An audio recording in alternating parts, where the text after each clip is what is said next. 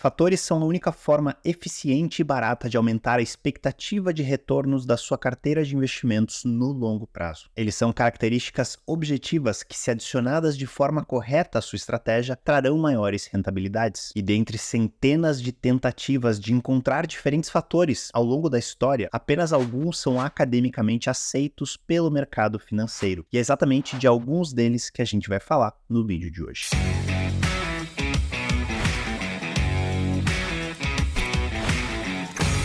Se você chegou agora aqui no canal, seja muito bem-vindo. Meu nome é Daniel Staff, eu sou especialista em investimentos internacionais e finanças comportamentais, e a minha missão aqui é trazer conteúdo de qualidade para que você tenha autonomia com o seu dinheiro e os seus investimentos. E esse é o segundo vídeo de uma série inédita de qualquer canal de finanças brasileiro, onde eu vou te ensinar sobre os fatores. Os fatores são características objetivas que aumentam a expectativa de retornos de uma carteira no longo prazo. E no primeiro vídeo dessa série eu abordei um pouco da história por trás dos fatores, dos principais nomes que descobriram esses fatores, começando lá pela década de 50 com Harry Markowitz. Eu falei também sobre características que os fatores precisam para serem aceitos e considerados no mercado financeiro e algumas outras informações essenciais para você ter uma boa base de entendimento sobre o que são os fatores e o que eles podem fazer para os seus investimentos. Então, se você não viu esse primeiro vídeo da nossa série, eu recomendo que você pause esse vídeo, clique aqui e assista ele agora. Já no vídeo de hoje abordaremos os 3 principais fatores que iniciaram com o modelo de 3 fatores de Fromm-French lá em 1992. Falaremos de suas características, o que eles significam, por que eles existem e como eles podem te ajudar a buscar essas maiores rentabilidades. E como eu falei no começo do vídeo, saiba que desde a descoberta desses primeiros fatores, houveram centenas de tentativas de descobrir novos fatores. Eugene Fama ganhou o Prêmio Nobel de 2013 por causa dessas suas descobertas. E atrás dessa fama e desse reconhecimento, milhares e milhares de estudiosos e investidores tentaram descobrir os novos fatores. São tantas, mas tantas tentativas de fatores que existe até um termo para isso, o zoológico de fatores, sendo que a grande maioria deles é completamente inútil. Então não perderemos tempo olhando para eles. Olharemos apenas para os principais que realmente podem te ajudar e fazer alguma diferença na sua estratégia. E dentre esses principais fatores, o primeiro deles, o primeiro a ser descoberto, o primeiro a ser considerado pelo mercado financeiro e que a gente já falou no primeiro vídeo dessa série, que eu tenho certeza que você já assistiu, foi o beta. O beta basicamente é você investir no mercado acionário, você comprar ações e esse risco a mais que você corre com as ações em comparação à renda fixa livre de riscos é o fator que vai te trazer mais rentabilidade no longo prazo. Então saiba você ou não, o mero fato de você investir em renda variável, em comprar ações ou ETFs de ações já está te expondo ao principal fator que existe, que é o beta, o fator dos riscos da renda variável. E segundo o artigo de Fromm-French, lá de 1992, o beta é responsável por 65% dos retornos acima da taxa livre de riscos. Porém, foi constatado nesse mesmo artigo do Three Factor Model de Fromm-French que além do beta, tanto o tamanho ou size quanto o valor o preço eram responsáveis por outros 25% dos retornos acima da taxa livre de riscos, chegando até 90% da explicação desses retornos acima da média. E a partir de agora a gente vai entender o que são esses dois fatores, o tamanho e o valor. Começando pelo fator tamanho, descoberto originalmente por Rolf Benz em 1981, Fromm-French constataram que esse fator significa que empresas de pequeno porte e até mesmo de médio porte tendem a render mais que empresas já estabelecidas, empresas de grande porte, conhecidas como empresas de small cap e mid cap, que têm respectivamente tamanhos até 2 bilhões de dólares de valor de mercado para small cap e 10 bilhões de dólares de valor de mercado para as mid-caps, entregaram melhores resultados do que as empresas que valiam mais do que 10 bilhões de dólares, que são as large caps. Esse fator, que é conhecido no mundo acadêmico como SMB, que significa Small Minus Big, ou pequenas menos as grandes, é relativamente fácil de entender. Pensa comigo, é mais arriscado você investir numa empresa que está começando suas operações, que não sabe ainda quais serão os seus lucros no futuro, que não tem ideia ideia do seu crescimento e que tem um potencial de crescimento muito maior, ou investir em uma empresa já estabelecida, em uma empresa gigantesca, multinacional, com operações em diversos países e uma previsibilidade muito grande. Naturalmente, é mais arriscado investir em empresas pequenas. E é justamente por esse risco adicional que elas tendem, no longo prazo, a entregarem performances melhores do que as empresas grandes. Mas é importante entender alguns detalhes específicos desse fator. Tanto no artigo de Fama e French, lá de 1992, quanto em diversos outros estudos sobre o fator tamanho, é considerado uma carteira composta por 50% empresas pequenas, as small caps, e 50% as empresas grandes, as large caps. Acontece que se você olha o mercado financeiro, as small caps têm uma representatividade muito, mas muito menor do que 50%,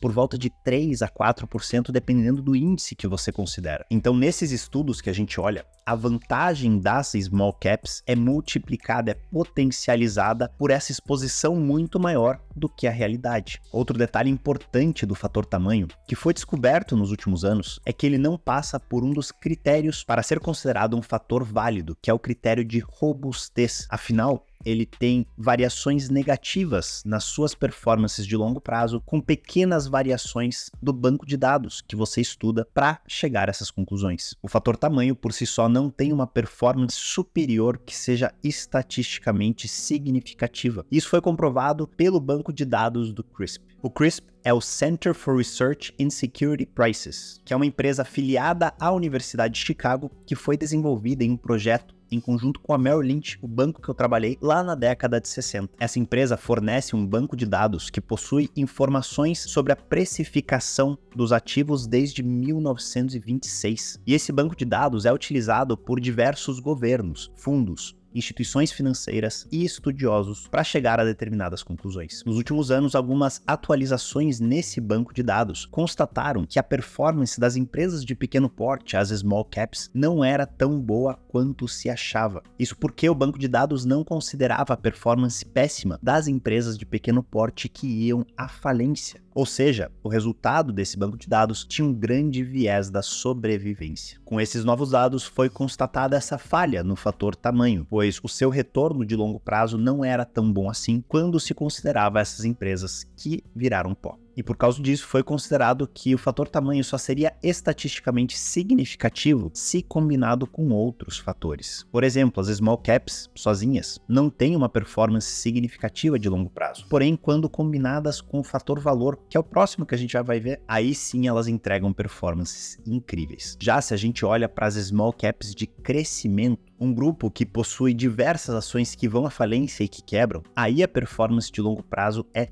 terrível. Segundo um estudo de Jeremy Siegel apresentado no seu livro Stocks for the Long Run, ou Investindo em Ações para o Longo Prazo, entre 1957 e 2012, as small caps de valor tiveram uma performance de 17,73% ao ano, enquanto as small caps de crescimento tiveram uma performance de apenas 4,7% ao ano, uma diferença impressionante de mais de 13% de rentabilidade todos os anos. Como vocês podem ver nesse gráfico, de uma foto que eu tirei do próprio livro do Jeremy Siegel, se você investisse $1 lá em 1957 em small caps de crescimento, esse $1 cresceria para $12 no ano de 2012. Já se você optasse por small caps de valor, esse mesmo dólar cresceria para $7.905. Uma diferença assustadora numa pequena mudança de estratégia. Segundo o próprio Siegel, que foi escritor do livro, a diferença se dá por causa dos IPOs que existem no mercado financeiro. IPOs são os Initial Public Offerings, ou empresas que se tornam públicas, que listam suas ações na bolsa. E essas empresas geralmente listam as ações a preços extremamente elevados. Então elas entram no grupo de small caps de crescimento. Essas ações novas na bolsa tendem a jogar a performance do crescimento lá para baixo, como a gente pode ver. Então, ao investir em small caps de valor, você exclui essas empresas e tem um resultado muito melhor. E aqui vocês começam a perceber a importância de entender esses detalhes sobre os fatores e o valor que tem essa aula que eu tô dando aqui para vocês. Então, se você tá gostando do conteúdo até agora, já deixa o seu like aqui embaixo e se inscreve no canal se você ainda não é inscrito.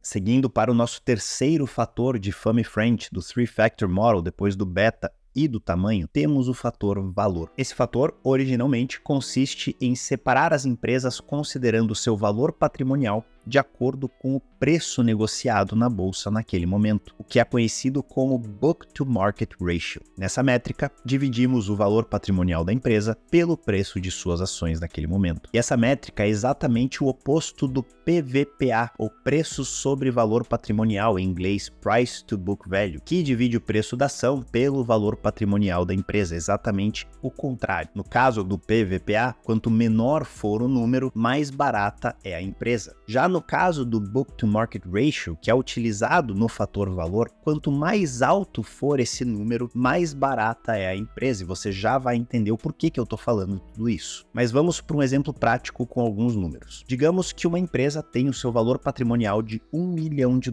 e as suas ações no mercado somadas valem $2 milhões, ou seja, ela está sendo negociada por $2 milhões.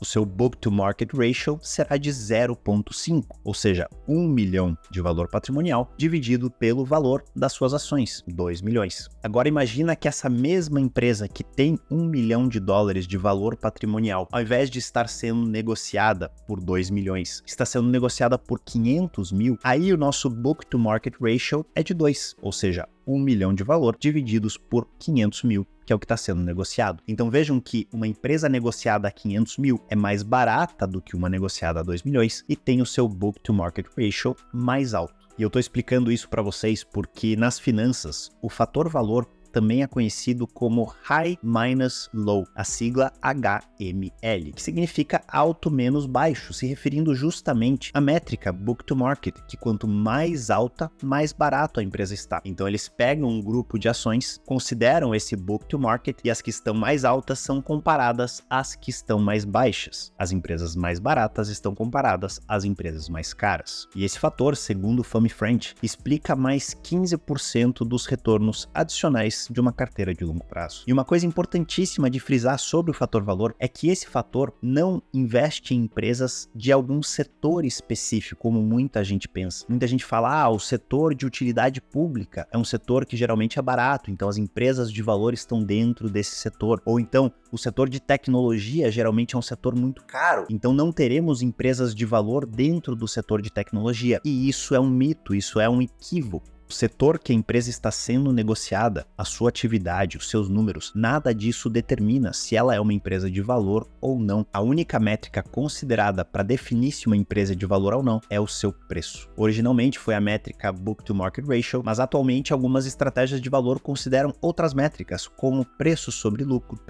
lucro por ação, ou earnings per share, e até mesmo uma estratégia que eu não sou tão fã assim, os dividendos pagos pela empresa em relação ao seu preço. E a explicação por trás desse fator, por que ele traz maiores rentabilidades, é que quanto mais barato você paga por uma empresa, quanto mais baixo está o seu preço, maiores são as suas expectativas de retornos de longo prazo. E você pode ver aqui nesse gráfico da Universidade de Dartmouth que o fator valor foi muito, mas muito superior ao fator crescimento. Nesses dados, desde 1927, se você investiu $1 na estratégia de crescimento, esse $1 se transformou em $2.922. Já se você investiu o mesmo dólar no fator valor, esse dólar se transformou em $51.514 de 1927 até 2020. Porém, investir no fator valor, ou então numa combinação do fator valor e tamanho, como a gente falou anteriormente, tem algumas pegadinhas. Essa estratégia não é tão simples quanto parece e carrega diversos riscos que são fundamentais que você entenda antes de incluir essa estratégia na sua carteira. E é justamente sobre esses riscos que a gente vai falar no último vídeo da nossa série, que é o 4º vídeo que vai sair daqui a alguns dias. Então, se você ainda não é inscrito nesse canal, já se inscreve para não perder o resto dessa sequência. E agora, como esse vídeo já ficou um pouco longo, eu vou deixar para comentar sobre os outros fatores academicamente aceitos num próximo vídeo, no 3º vídeo dessa nossa série. E se quando você estiver assistindo esse vídeo aqui, eu já tenha publicado o próximo vídeo, eu vou deixar ele aqui na tela para você já pular para ele. E como sempre, se você ficou com qualquer dúvida ou tem qualquer observação sobre o que foi dito no vídeo de hoje, comenta aqui embaixo que eu vou te responder e a gente se vê no próximo vídeo.